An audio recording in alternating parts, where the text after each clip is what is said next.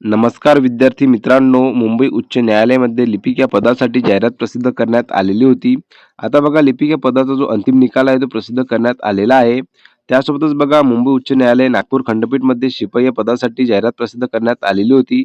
त्याचा पण निकाल जर बघितला तर प्रसिद्ध करण्यात आलेला आहे. आता बघा आजच्या व्हिडिओमध्ये दोन्ही पदांच्या निकालाबद्दलची सविस्तर माहिती आपण जाणून घेऊया.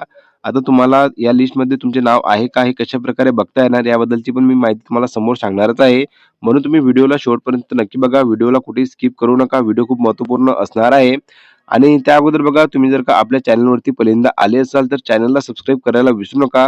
जेणेकरून अशाच रिझल्टबद्दलची अपडेट सर्वप्रथम मी तुम्हाला देत असतो. तर चला आपण व्हिडिओला सुरुवात करूया. तर बघा तुम्ही इथं बघू शकता ऑफिशियल वेबसाईटवरती आल्यानंतर बघा तुम्हाला रिक्रुटमेंट नोटीसवरती क्लर्क या पदासाठी जर बघितलं तर पूर्ण काही माहिती तुम्हाला यामध्ये दिसून जाणार आहे. आता बघा क्लर्क या पदाची जाहिरात जर बघितली तर 129 जागेसाठी ही जी जाहिरात आहे प्रसिद्ध करण्यात आलेली होती. याबद्दलची सविस्तर माहिती तुम्हाला यामध्ये दिसून जाणार आहे. आता बघा 37,309 कॅन्डिडेट जे आहेत ते प्रोव्हिजनली एलिजिबल करण्यात आलेले होते स्क्रीनिंग टेस्टसाठी. त्यानंतर जर बघितलं तर काही विद्यार्थ्यांनी जे आहे म्हणजे एक्झाम फी भरलेली नव्हती तर अशा विद्यार्थ्यांना रिजेक्टेड करण्यात आलेलं होतं. List of 27,091 candidate who are eligible to appear for screening test जे की बघा 27,091 एवढे विद्यार्थी जे आहेत त्यांनी एलिजिबल केलेली होती जे की बघा स्क्रीनिंग टेस्ट. आणि त्यानंतर जर बघितलं तर बघा 10,218 कॅन्डिडेट जे आहे जे की नॉन पेमेंट एक्झामिनेशन फी म्हणजेच की अशा विद्यार्थ्यांनी जर बघितलं तर या पदासाठी जी एक्झामिनेशन फी आहे ती भरलेली नव्हती. आता बघा आता जी जाहिरात निघालेली आहे 1300 प्लस लिपिक पदांसाठी. तर बघा अशा विद्यार्थ्यांसाठी जर बघितलं तर यामध्ये लिपिक या पदाचा कट ऑफ किती गेलेला आहे, यामध्ये तुम्हाला समजून जाणार आहे. जेणेकरून बघा पुढील जी भरती आता निघालेली आहे, तर यामध्ये तुम्हाला किती मार्क घेणे अनिवार्य राहणार आहे. ही जी आयडिया जी आहे तुम्हाला लागून जाणार आहे. म्हणून बघा व्हिडिओला तुम्ही शेवटपर्यंत नक्की बघा. तर बघा खाली जर आपण आलो तर संपूर्ण जी माहिती तुम्हाला यामध्ये देण्यात आलेली आहे. आता बघा याची जर रिझल्ट बघितले आपण तर बघा रिझल्टवरती क्लिक केल्यानंतर तुम्हाला जी रिझल्टची जी पीडीएफ आहे ओपन होणार आहे आणि बघा इथं तुम्हाला दिसून येणार आहे टोटल मार्क जर बघितलं आउट ऑफ 150 पैकी जर बघितलं तर टॉपर विद्यार्थी जो आहे तुम्ही इथं बघू शकता ज्याला 117 मार्क्स मिळालेले आहे. आता बघा यामध्ये जर बघितलं तर तुम्हाला सिलेक्ट लिस्टमध्ये नाव देण्यात आलेलं आहे, रजिस्ट्रेशन नंबर देण्यात आलेला आहे. त्यानंतर बघा टोटल मार्क्स आणि डेट ऑफ बर्थ म्हणजेच की कोणत्या कॅटेगरीमधून हा विद्यार्थी आलेला आहे याबद्दलची काहीच माहिती देण्यात आलेली नाही आहे. डायरेक्ट बघा तुम्हाला 150 पैकी हा विद्यार्थी टॉपर आहे म्हणून तुम्हाला म्हणजे की नाव याचे देण्यात आलेलं आहे.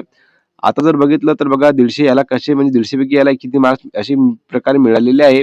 तर बघा आपण जर बघितलं तर स्क्रीनिंग टेस्टसाठी 90 मार्काची स्क्रीनिंग टेस्ट असणार आहे. आणि त्यानंतर बघा टायपिंग टेस्ट जी आहे तुमची 20 मार्काची आणि इंटरव्ह्यू जो आहे तुमचा 40 मार्काचा. असे एकूण जर बघितलं तर 150 मार्काची जी आहे म्हणजे की परीक्षा जी आहे तुमची घेतल्या गेलेली होती. आता बघा यामध्ये जर बघितलं तर सर्वात टॉपर जो विद्यार्थी 117 त्याला मिळालेले आहेत. आता बघा स्क्रीनिंग टेस्टमध्ये किती मिळालेले आहेत आणि टायपिंग टेस्टमध्ये किती मिळालेले आहेत. त्यासोबतच इंटरव्ह्यूमध्ये किती मिळालेले आहेत तर या विद्यार्थ्यांनाच ते माहिती पडणार आहे. तर बघा या लिस्टमध्ये तुमचे नाव असेल तर नक्कीच तुम्ही मला कमेंट बॉक्समध्ये कळवा. आता बघा सर्वात खाली जर आलो आपण तर लोएस्ट कॅन्डिडेट जो आहे जो की म्हणजेच की सिलेक्ट करण्यात आलेला आहे त्याच्याबद्दलची पण माहिती आपण जाणून घेऊया. तुम्हाला इथं खाली जर आपण आलो तर संपूर्ण जे नावाची लिस्ट आहे तुम्हाला यामध्ये दिसून जाणार आहे. आणि ही जी सविस्तर पीडीएफ आहे आपण आपल्या टेलिग्रामवरती दिलेली आहे. टेलिग्राम चॅनलची लिंक आहे डिस्क्रिप्शन बॉक्समध्ये तुम्हाला मिळून जाणार. आता बघा सर्वात शेवटचा जो विद्यार्थी आहे त्याला जर बघितलं तर बघा 99.25 अशा प्रकारे जर बघितलं तर त्यांना 150 पैकी एवढे मार्क्स मिळालेले आहे आणि त्या विद्यार्थ्यांचं सिलेक्शन झालेलं आहे.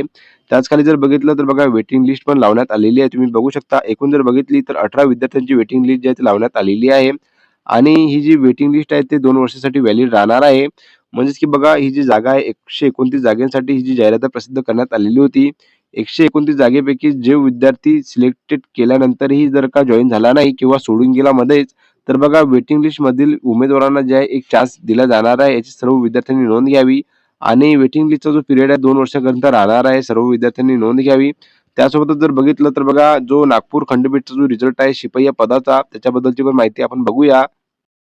तर बघा तुम्ही इथं खाली बघू शकता की Nagpur bench recruitment for the post of पिऊन जे की बघा यामध्ये जर बघितलं तर पिऊन या जागेसाठी भरती जाहिरात जी प्रसिद्ध करण्यात आलेली होती. यामध्ये जर बघितलं टोटल तर बघा सिलेक्टेड लिस्ट जे आहे 36 candidate for the post of पिऊन आणि वेटिंग लिस्ट जी आहे ते 9 कॅन्डिडेटची लावण्यात आलेली आहे. तुम्ही इथं बघू शकता. टोटल जर बघितलं तर बघा म्हणजे की 45 जागेसाठी जर बघितलं ही जी जाहिरात आहे ती आलेली होती.